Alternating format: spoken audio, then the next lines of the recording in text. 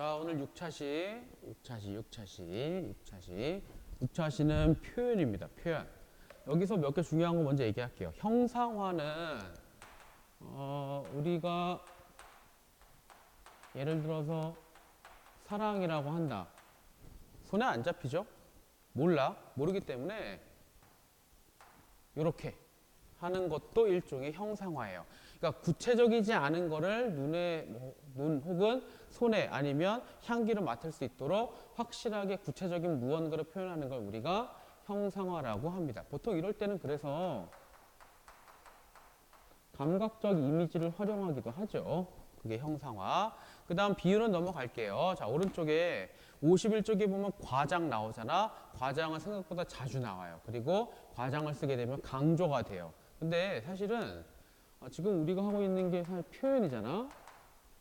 표현법의 가장 큰 혹은 모든 목표는 강조입니다. 그러니까 만약에 누가 이 직이 왜 썼어? 강조요. 말할 필요가 없는 거야. 무조건 강조예요. 대조도 읽어보고 넘어갈게요. 자, 다음 장에 보면 반어. 반어는 여러분들 역설이랑 알아두면 좋은데 한 번 더. 자, 반어, 역설 둘 다 모순이에요. 그런데 반어 같은 경우는 뭐의 모순이냐?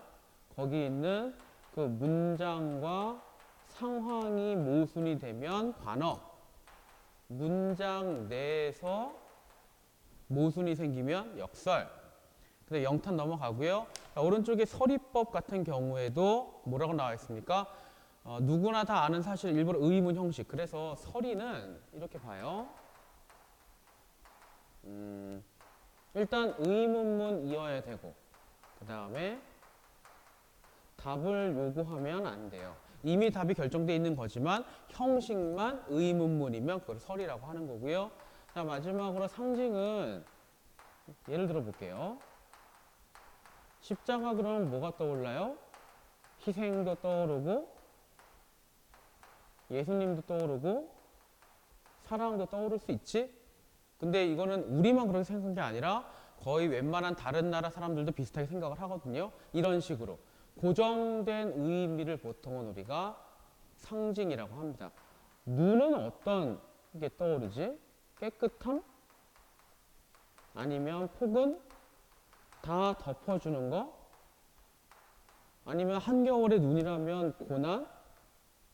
가능하죠? 이런 게 상징이에요. 근데 그게 부정적인지 긍정적인지는 정확히 알 수 없지만 그건 문맥을 보고 판단을 해야 되는데 정해져 있는 경우도 있고 그래서 상징은 그 책에 있잖아요. 뭐라고 나와 있냐면 원관념이 하나뿐인 비유와 다른 상징은 보조관념에 대한 영을 열어줄 수 있다. 희생일 수도 있고요. 예수님, 사랑일 수도 있고요. 눈도 깨끗한 거를 의미할 수도 있고 다 감싸주는 걸 수도 있고 포근한 존재일 수도 있고 고난의 존재일 수도 있고 이런 식으로 여러 개 있으니까 아무래도 상징은 여러 관점으로 다양한 해석이 가능하다. 그런 특징이 있다. 우리 지난 시간에 매화 했었잖아. 매화는 지조를 의미한다고. 그러니까 고정된 은유적 표현을 상징이라고 말을 해도 됩니다. 그러니까 은유는 내가 막 만들어낼 수 있는데 상징은 내가 막 만들어낼 수는 없어요. 어느 정도는 사람들이 합의를 봤다. 우리가 뭐 대놓고 모여서 협의를 한 건 아니지만 어느 정도는 합의를 본 걸 바로 상징이라고 말을 할 수 있습니다. 이해되죠? 자, 넘겨서 우리 오늘치 기출연습이랑 뒤에 문제풀이랑 하고 오늘 끝냅시다. 6차시예요 지금. 자, 여기 있는 2의 낙지가라고 되어 있는 건 전부 다 6개 단락으로 이루어진 장편 가사입니다. 근데 사실 주제는 간단해. 세속적인 욕망을 펼치지 말자. 부귀영화 너무 집착하지 말자. 그런 얘기야. 볼게요. 여파의 정을 품고 내가 이 여파는 잔물결인데 여기에 정을 품었지? 그러면 나는 여기에 대해서 긍정적인 태도를 가지고 있는 거예요. 여파의 정을 품었다. 그 근원을 생각해 보니까 연못의 잔 물결은 맑고 깨끗하더라. 그러니까 얘는 맑고 깨끗해요. 여파의 반대는 뭘까요? 오래된 우물에 그친 물은 다면이 고여 있다. 그러니까 여기는 다면하기도 한 겁니다. 이거 반대는 짧은 담에 의지하여 고해를 바라보니 고통스러운 바다잖아. 그러니까 여기서 말하는 고해는 정확히 모르겠지만 일단은 얘하고는 반대가 되는 개념인 것 같아요. 짧은 담에 의지하여 고해를 바라보니 욕심의 거센 물결이 하늘에 차서 넘치더라. 그러니까 반대되는 건 뭐였어요? 거센 물결이에요. 그러니까 잔물결은 잔잔하게 흐르는 거니까 맑고 깨끗하고 담연한데 거센 물결이 하늘에 차서 넘치더라. 탐욕의 샘물이 겉세차게 일어난다. 탐욕. 흐르는 모양이 막힘이 없고 기운차니 나를 알 사람이 과연 누구겠느냐. 그러니까 사람들이 이 공간에서는 물론 이게 바로 세속이에요. 여기는 세속을 벗어난 그런 약간 외진 곳이겠지. 자연이라고 합시다. 여기는 세속. 여기 사람들이 거칠게 나아가니까 자기 자신을 잘 알아볼 수가 없다는 거지. 자기 자신을 아무도 알아보지 못해요. 자신의 모습을 제대로 보는 사람이 없더라. 왜냐?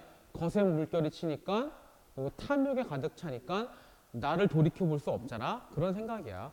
그러니까는 남을 밟고 올라서려고만 하고 욕심만 부리게 되는 거. 평생을 다 살아도 100년을 채 살지 못하는데 세월이 짧죠. 공명이 무엇이라고 일생에 골몰하는 거란 말이냐. 일생에 부귀 공명이 골몰하다. 그래서 집착하는 거란 말이다. 여기 있는 요 두 줄이요. 여기 요 두 줄이 거의 주제 문장이야. 평생을 다 살아도 100년도 못 산다. 그런데 왜 거기에 집착하느냐. 낮은 벼슬을 두루 거치고 부귀에 늙어서도 그래 내가 어렸을 때부터 벼슬을 낮은 걸 계속하고 부귀를 누리다가 끝까지 늙었는데 그러한 인생이 바로 뭐와 같대요? 들어본 적 있을 거예요. 남과 일몽이에요. 남쪽에 하나의 꿈밖에 되지 않더라. 이거 밑에 있죠? 예, 이거 얘는 고사 중에 하나입니다. 남과 일몽, 덧없는 인생을 이야기하는 고사라고 보면 돼요. 황량이 덜 익었네. 이거 의미가 있거든요. 자, 황량은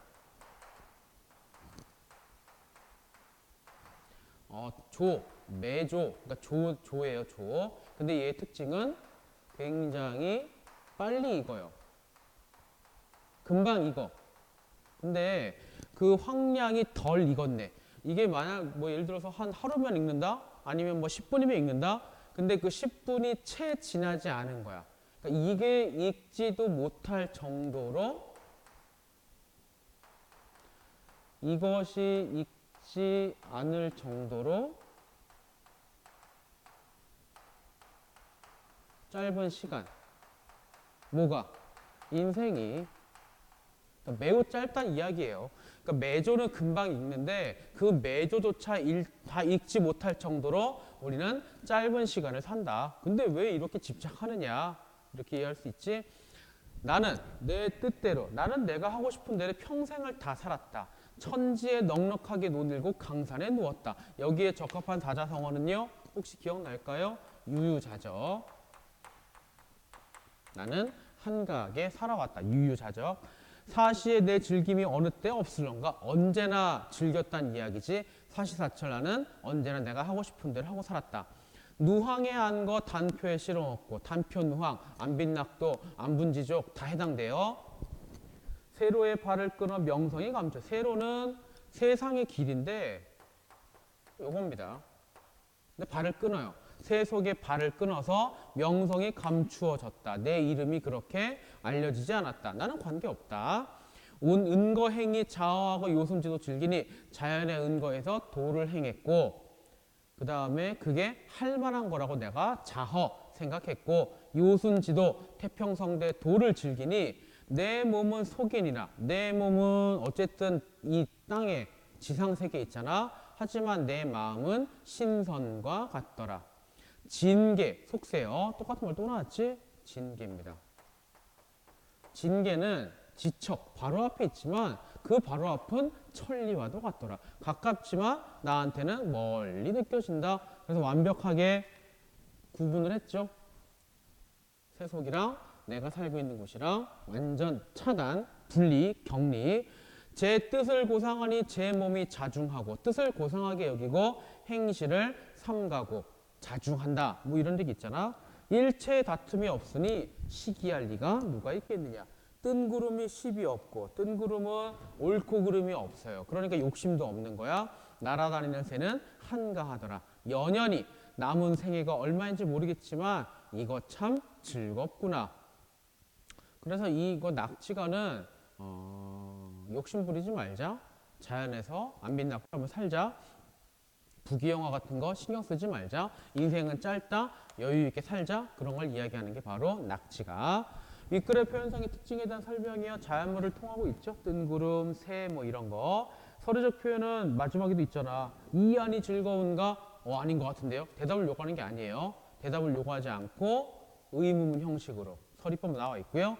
계절의 변화를 묘사해 계절의 묘사를 변화하는 부분은 없습니다. 물론 인간과 자연을 대비하는 건 돼요. 이거를 인간 세상이라고 보면 인간 세상과 자연은 대비가 되는 게 맞지만 계절의 묘사가 안 나와. 고사 남과 일목 나왔죠? 어디 갔어? 고사 활용했고요. 비유를 활용. 비유 너무 많지. 답은 3번이에요. 넘어갈게요. 자, 넘어가서 봉선화가를 볼 텐데 이거는 그렇게 어려운 건 아닙니다. 왜냐? 주제만 생각하면 쉽게 끝나요. 뭐냐? 봉선화가 간단하게 볼게요.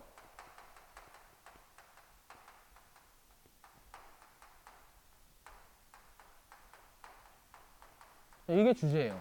봉선화물을 드리는 거, 그 다음에 드리면서 거기에 묘사를 하고 이런 식으로 봉선화물을 드린다.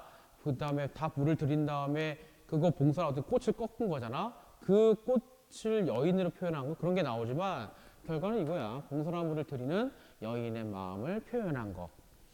옥난간 긴긴 날에 보아도 다 못 봐서. 그러니까 하루 종일 바깥의 풍경을 보는데 다 못 봐요. 사창. 어제 그제 얘기했겠지만 사창이라고 하는 건 아녀자가 지내는 방의 창문. 그러니까 시어에 사창이 나오면 그냥 시적하자가 여자구나 그렇게 보면 돼. 사창을 반쯤 열고 아이를 불러서 계집 쪽이요. 다 핀 꽃을 캐어다가 상자에 담아놨다. 그러니까 내가 이거 봉선화 쓰려고 하는 거죠. 바느질을 끝낸 후에 안채 밤에 있고 낮에 하는 게 아니라 할 일 다 하고 나서 한밤중에 촛불이 밝았을 때 다가가 바로 앉아 흰 구슬을 갈아. 여기서의 흰 구슬은 백반이라고 하는 봉선화 물들 때 쓰는 물질 중에 하나입니다. 빙옥 같은 손 가운데 난만이 개어내어 파사국 페르시아 저제후에 홍산호를 헤쳐놓은 듯. 여러분들 봉선화 물 붉은색이에요. 그래서 그걸 묘사하는 거야 지금. 그러니까 봉선화 물을 드리는 과정을 지금 묘사하는 거야. 그러니까 봉선화를 이렇게 찢잖아요. 백반도 갈아. 백반이랑 봉선화를 활용해서 이렇게 여기 묶어서 여기 붙이고 막 감잖아. 비닐로 감는 건데 이게 그 봉선화를 갈았을 때 페르시아 국의 홍산호를 헤쳐놓은 것 같더라. 삼군 풍류, 굉장히 깊은 궁궐 절구에 홍수궁, 붉은 도마뱀을 빻아낸 것 같더라. 또 뭐예요? 붉은색 표현하는 거예요. 곱고 가느다란 열 손가락을 쫙 담았죠. 수실로 감아내니 종이 위에 붉은 물이 희미하게 스니는 듯 하더라. 뭐에? 내 손톱에. 미인의 얕은 밤에 홍로를 끼치는 것 같더라. 뭐가? 내 손톱에 봉숭아물이 그렇게 물드는 것 같더라. 단단히 봉한 모양이 비단의 옷글씨를 쓴 편지를 서왕모에게 붙이는 것 같더라. 뭐가? 내 손톱에 물이 그렇게 드는 것 같더라. 그래서 이렇게 봉선을 붙이고 다 감고 하루를 자요. 아니면 한 서너 시간 자면 돼. 봄잠을 늦게 깨어 차례로 풀어. 이제 이걸 다 풀었잖아. 풀면 여기 빨갛게 물들 거 아니냐. 거울을 대하고 눈썹을 그리더니 화장하는 거예요. 난데없이 붉은 꽃이 가지에 붙어 있는 것 같더라. 어디에? 내 손톱에. 다 꽃이 붙어 있는 것 같대요. 손으로 잡으려니 분분히 흩어지고 어지럽게 흩어지고요. 입으로 불려하니 안개가 섞여서 가리는구나. 그러니까 이게 내가 거울을 보고 화장을 하잖아. 거울에 훅 불면 거기 입김이 쌓이잖아. 그런 거 얘기하는 거야. 친구를 서로 불러 즐겁게 자랑하고 뭐 이거요. 꽃 앞에 나가 두 빛을 비교하니 꽃과 내 손톱이요. 쪽잎 푸른 물이 쪽빛보다 푸르단 말이 이 안이 옳겠느냐? 여러분 이거 들어봤죠? 청출어람. 청출어람이 청어람이다. 내가 봉선화 꽃을 가지고 여기 물 들였는데 이게 더 꽃 같더라. 그런 표현. 굉장히 아름다운 걸 표현하는 거고요. 은근히 풀을 메고 돌아와 누웠더니, 그래서 내가 봉선화 물 들이고 나가서 뭐 하다가 다시 돌아서 누웠더니 노기홍상한 여인이 표현이 앞에 와서 웃는 듯 찡그리는 듯 사례를 하직하는 듯 하더라. 노기홍상, 초록색 치마에 붉은색 저고리를 입은 어떤 여인이 왔다. 웃는 것 같기도 하고 찡그리는 것 같기도 하다. 어렴풋이 잠을 깨어 곰곰이 생각하니 아마도 꽃귀신 봉선화 꽃이 와서 나에게 인사하는 것 같더라. 그러면 왜 인사를 해요? 이제 밖에 있는 봉선화들이 전부 다 지고 있는 걸 이야기합니다. 시들고 있다. 그러니까 뭐야? 나 이제 가요라고 얘기하는 거고요. 근데 가면 또 내년에 또 오겠지. 다시 만날 겁니다. 창문을 급히 열고 꽃숲을 살펴보니 자, 땅 위에 붉은 꽃이 가득히 수놓았다. 다 떨어졌다는 얘기죠.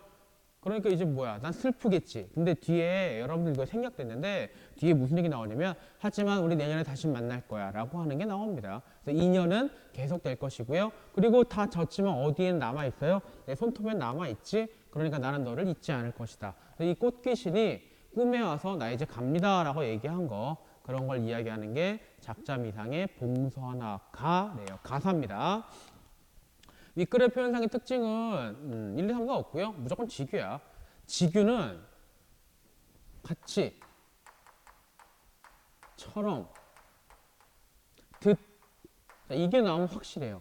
그리고 밑에도 있지만 여기 있는 거 직유는 명확하니까 해석의 여지가 별로 없고 은유는 상대적으로 해석의 여지가 좀 많아요. 직접적 연결이 안 되니까. 2번 기역 미음 중에 서리를 찾아봐라. 기역, 니은, 디귿, 리을, 미음 중에 서리는 미음밖에 없죠? 아니, 옳겠는가? 아니요, 안 그런 것 같은데요? 답을 요구하는 게 아니죠? 옳단 이야기지. 기역은 여기 보면 같은, 니은은 듯, 디귿도 듯, 리을은 입으로 불려 안개가, 이거는 은유. 그래서 답은 5번. 자, 내일 다음 시간에 표현 2 할 거니까요. 표현 2하고 그 다음에 실전 테스트 3회 앞에 것까지 할 거니까 다음 시간에 거의 풀어올게요. 오늘 안녕.